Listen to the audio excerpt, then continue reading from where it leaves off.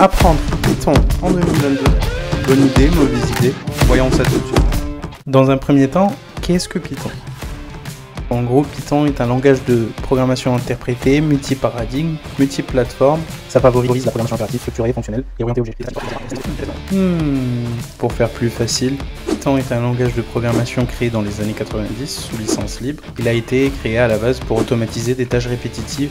On va dire que les principaux fondamentaux pour ce langage, c'est qu'il doit être simple et intuitif, ainsi qu'aussi puissant que les autres concurrents. Il doit être open source afin que quiconque puisse contribuer à son développement. Le code doit aussi être compréhensible qu'un texte en anglais. Il doit être adapté aux tâches quotidiennes et permettre des courts délais de développement.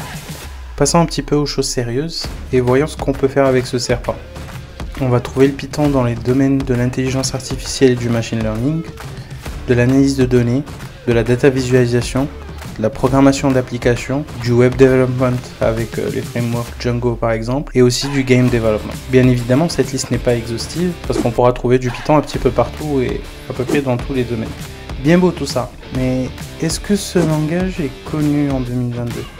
Il va suffire de taper une phrase magique sur Google pour voir que Python est généralement dans le top 3 des langages le plus utilisés au monde. C'est-à-dire que suivant les classements, il va généralement être le premier, mais ça arrivera de le trouver en deuxième ou en troisième position. 5 raisons principales pour lesquelles tu devrais apprendre Python en 2022.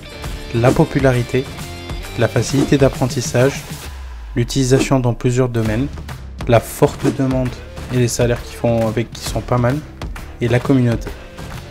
Ce sera tout pour cette vidéo, j'espère qu'elle vous aura plu. Dans la prochaine vidéo, on va installer Python, faire notre premier programme. Il y aura aussi un aperçu de toutes les vidéos qui vont venir après. N'oublie pas de t'abonner.